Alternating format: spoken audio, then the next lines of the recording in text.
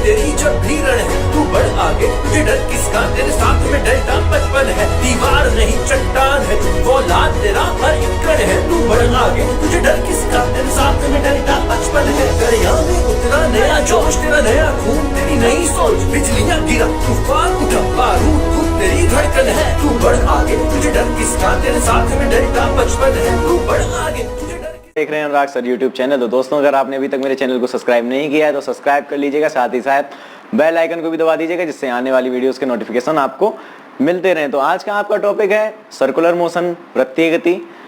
तो चैप्टर को शुरू करते हैं। चैप्टर के नाम से ही आपको समझ में आ रहा होगा कि वृत्तीय गति मतलब एक सर्किल में मोशन। तो सबसे पहले मैं आपको बताना चाहूँगा सर्किल तथा आपके स्फीयर में अंतर, वृत्त तथा गोले में अंतर आपको सबसे पहले पता होना चाहिए। वृत्त आपका होता है, एग्जाम्पल के तौर पे समझिएगा, आपका साइकिल का पहिया।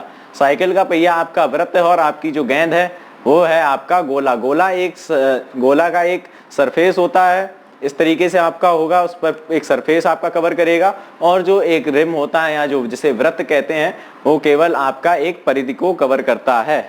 तो वृत्त आपका इस प्रकार से होगा, जो एक साइकिल का पहिया आपका वृत्त है। तो आज का टॉपिक है वृत्तीय गति, सर्कुलर मोशन। तो आज हम एक वृत्त में जो गति होने वाली है उसका हम अध्ययन करेंगे। वृत्त में जो गति है उसके जो नियम है उनको पढ़ेंगे। तो वृत्तीय गति आपको पता चल गया होगा, किसी भी एक पार्टिकल की, किसी भी एक वस्तु की एक सर्कल में घूमने की, सर्कल में मोशन करने की जो क्रिया होती है, फिनोमेनन होता है, उसे हम वृत्तीय गति कहते हैं। तो वृत्तीय गति अब आपको पता होना चाहिए कितने प्रकार की होती है।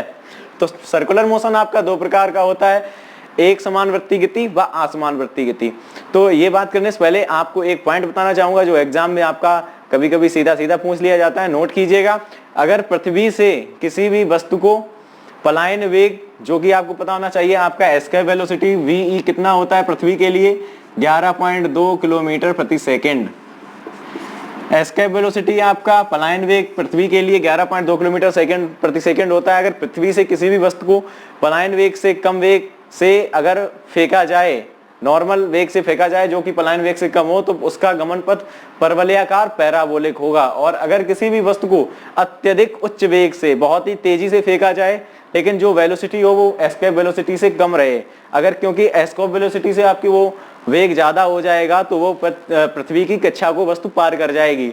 अत्यधिक उच्च वेग से फेंका जाए लेकिन एस्केप वेलोसिटी से कम रहे तो उसका गमन पथ अति परवलयाकार हाइपरबोलिक होगा। अगर नॉर्मल फेंका जाए तो नॉर्मल फेंकने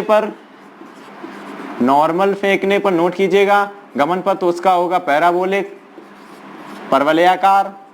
और अत्यधिक उच्च वेग से मतलब हाई वेलोसिटी से फेंका जाए तो उसका जो गमन पथ होगा आपका हाइपरबोलिक होगा, अति परवलयाकार होगा।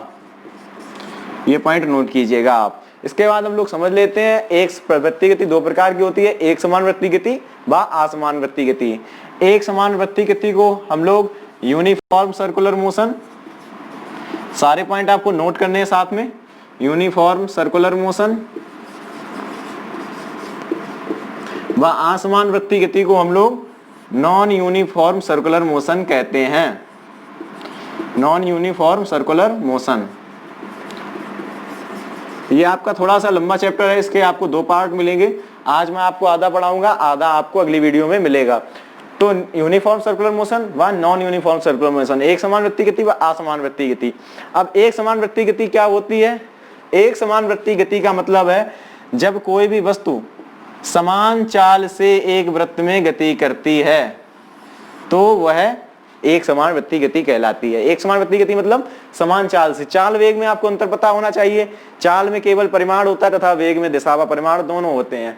तो वेग तो हमेशा परिवर्तित होगा इसमें, अगर चाल नियत है तो वेग का परिमाण नियत है, लेकिन वस्तु की पार्टिकल की डायरेक्शन बराबर बदल रही, पहले इधर जा रहा था फिर इधर जाने लगा, फिर इसके बाद इधर जाने लगा, तो इस तरीके से पार्टिकल की डायरेक्शन बदल रही है। तो वृत्तीय गति में वेग हमेशा परिवर्तित होगा, चाहे वो यूनिफॉर्म सर्कुलर मोशन हो चाहे वो नॉन यूनिफॉर्म सर्कुलर मोशन हो, वेग वृत्तीय गति में हमेशा सदैव परिवर्तित होता है। ये पॉइंट नोट करना है आपको, वृत्तीय गति में वेग सदैव परिवर्तित होता है। इसके बाद एक पॉइंट आपको और समझ लेना है, जो एक महत्वपूर्ण अंतर है प्रक्षेप गति व वृत्तीय गति में। प्रक्षेप गति में आपका त्वरण नियत रहता है, वह वृत्तीय गति में त्वरण हमेशा बदलता है, क्योंकि त्वरण में आपका परिमाण भी होता है और दिशा भी होती है। त्वरण आपका एक सदिश राशि है, तो त्वरण वेग बदल रहा है तो आपका त्वरण भी बदलेगा। तो वृत्तीय गति में आपका त्वरण हमेशा बदलता है और आपका प्रक्षेप गति में त्वरण नियत रहता है। प्रक्षेप गति में जो त्वरण आता है वो केवल वृत्तीय त्वरण के बराबर होता है, क्योंकि किसी भी वस्तु को आपने एक बार फेंक दिया तो उस पर अब फेंकने के बाद कोई भी बल नहीं लग रहा है, किसी भी तरीके का एक्सेलरेशन नहीं आ रहा है, तो वह वस्तु आपकी नियत त्वरण से गति करेगी। तो प्रक्षेप गति में त्वरण नियत रहेगा, वृत्तीय गति में त्वरण हमेशा बदलेगा और आपका वेग भी हमेशा बदलेगा, चाहे वो एक समान वृत्तीय गति हो चाहे वो असमान वृत्तीय गति हो। तो एक समान वृत्तीय गति का मतलब है आपकी चाल नियत रहेगी, चाल नियत रहेगी और साथ में अगर आपकी चाल नियत रहेगी तो आपकी गतिज ऊर्जा भी नियत रहेगी, क्योंकि गतिज ऊर्जा का आपको फॉर्मूला पता होगा, हाफ mv² होता है। तो m किसी वस्तु का द्रव्यमान वो तो नियत है ही, अगर उसकी चाल स्पीड आपकी वो भी नियत रहेगी तो आपकी गतिज ऊर्जा नियत रहेगी। तो एक समान वृत्तीय गति में चाल नियत रहती है, गतिज ऊर्जा नियत रहती है और वेग आपका बदलता है। वेग हमेशा बदलेगा आपका, चाहे वो एक समान वृत्तीय गति हो चाहे वो आपकी असमान वृत्तीय गति हो। त्वरण हमेशा बदलेगा, चाहे एक समान वृत्तीय गति हो और वो चाहे असमान वृत्तीय गति हो। ठीक है, ये आपका एक समान वृत्तीय गति के लिए हो गया, एक समान वृत्तीय गति के लिए। अब आपका आ जाते हैं असमान वृत्तीय गति के लिए, नॉन यूनिफॉर्म सर्कुलर मोशन के लिए। असमान वृत्तीय गति में, असमान वृत्तीय गति का मतलब होता है जब पार्टिकल की चाल भी बदल जाती है, वह पार्टिकल कभी किसी स्पीड से फिर कभी किसी स्पीड से। तो वेग तो वृत्तीय गति में हमेशा आपका बदल रहा है, त्वरण आपका हमेशा बदल रहा है और आपकी चाल भी बदल रही है। तो आपकी यहाँ पर असमान वृत्तीय गति में चाल भी बदलती है, चाल आपकी बदलती है। इसके बाद आपकी गतिज ऊर्जा भी बदलेगी, अगर चाल बदलेगी काइनेटिक एनर्जी भी आपकी चेंज होगी, आपका वेग भी बदलेगा और त्वरण भी बदलेगा। केवल कुल ऊर्जा नियत रहेगी, total energy will be constant. आपकी जो कुल ऊर्जा होगी वह नियत रहेगी केवल असमान वृत्तीय गति में, और बाकी सारी जो फिजिकल क्वांटिटीज हैं वो चेंज हो जाएंगी। एक समान वृत्तीय गति में चाल नियत रहेगी, गतिज ऊर्जा नियत रहेगी, वेग त्वरण तो हमेशा बदलता है। तो एक समान वृत्तीय गति असमान वृत्तीय गति में आपको अंतर समझ में आ गया होगा। इसके बाद हम आ जाते हैं, अब आपको समझना है वृत्तीय गति से जुड़े हुए कुछ महत्वपूर्ण बिंदु। तो कोई भी ये वस्तु है, ये कोई भी आपका एक पार्टिकल है, ये यहाँ पर अभी गति कर रहा है। ये कोई व्यक्ति है वृत्त में खड़ा है, एक गोले के एक आपका ग्राउंड है, उसके किसी एक पॉइंट पे यहाँ पे खड़ा है। तो सबसे पहले आपको पॉइंट समझना होगा त्रिज्य सदिश। त्रिज्य सदिश क्या होता है, रेडियल वेक्टर आपका क्या होता है। तो त्रिज्य सदिश आपको समझना है, ये उस गोले का उस वृत्त का इस ग्राउंड का ये यहाँ पर सेंटर है। तो त्रिज्य सदिश का मतलब है किसी भी सर्किल के, किसी भी वृत्त के केंद्र से उस वस्तु की स्थिति को जो दर्शाने वाला आपका जो सदिश होता है, जो आपकी रेखा होती है, वो त्रिज्य सदिश कहलाती है। तो केंद्रीय वस्तु अभी यहाँ पर है तो त्रिज्य सदिश इस प्रकार होगा। अगर वस्तु यहाँ पर होती तो त्रिज्य सदिश इस प्रकार होता, अगर वस्तु यहाँ पर होती तो त्रिज्य सदिश इस प्रकार होता। तो वृत्तीय गति में किसी वृत्त के केंद्र से वस्तु की स्थिति को दर्शाने वाली जो रेखा होती है वह आपकी त्रिज्य सदिश कहलाती है। त्रिज्य सदिश के बाद आ जाते हैं आप कोणीय विस्थापन पर। कोणीय विस्थापन आपका एंगुलर डिस्प्लेसमेंट। कोणीय विस्थापन अब आपको समझना है एंगुलर डिस्प्लेसमेंट क्या होता है। तो आपको त्रिज्य सदिश समझ में आ गया। इसके बाद कोणीय विस्थापन, जैसे आपका कोई भी पार्टिकल यहाँ पर है, अभी आपका कोई पार्टिकल यहाँ पर है, ठीक है, ये हमने लाइन ऑफ रेफरेंस मान ली। लाइन ऑफ रेफरेंस का मतलब है जहाँ से हमने ये माना कि पार्टिकल गति शुरू कर रहा है, ये पार्टिकल हमने माना यहाँ से गति शुरू कर रहा है, ये है आपकी लाइन ऑफ रेफरेंस। तो ये पार्टिकल यहाँ से गति शुरू कर रहा है। अभी इस पार्टिकल ने कुछ समय तक गति करके ये यहाँ पहुँच गया, तो एक त्रिज्य सदिश ऐसा हो गया। तो इसने कितना एंगल, कितनी दूरी कवर की, जो रेडियल कितना डिग्री ये आपका चल गया, मान लिया कोण थीटा बन, ये विस्थापित हो गया।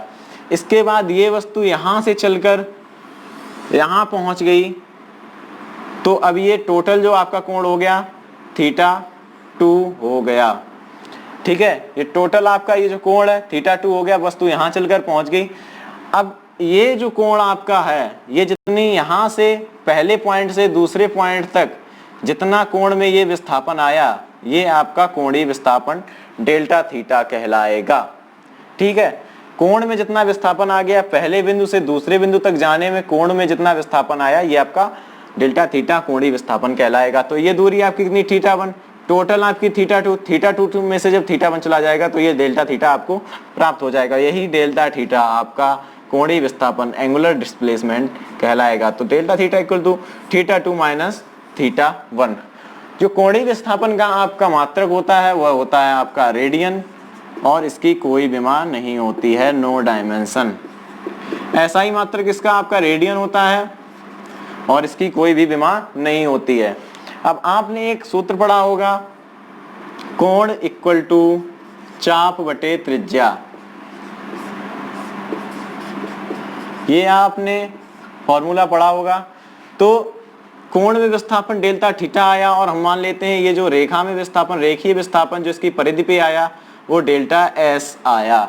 जो इसने यहां से चला, ये टोटल परिधि पे S1 ये यहाँ से यहाँ तक S1 दूरी कवर की, यहाँ से यहाँ तक S2 दूरी कवर की। टोटल S2 में से जब S1 घटाएंगे तो डेल्टा S हमारे पास इतना आ जाएगा। तो ये चाप डेल्टा S, सूत्र हमने क्या पढ़ा था, कोण इक्वल टू चाप बटे त्रिज्या। कोणीय विस्थापन यहाँ पर कितना है आपका डेल्टा थीटा, चाप कितना है डेल्टा S।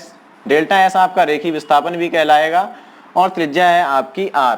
तो रेखीय विस्थापन व कोणीय विस्थापन में जो आपका संबंध आ जाएगा,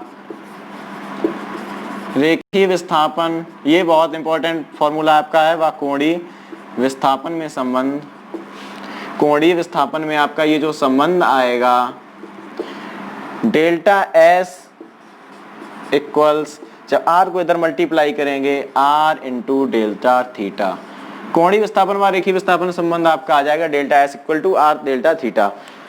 तो परिधि पे जितना विस्थापन हुआ आपका रेखीय विस्थापन, और कोण में जितना विस्थापन आया आपका कोणीय विस्थापन। इसके बाद हम लोग समझ लेते हैं आपका कोणीय वेग।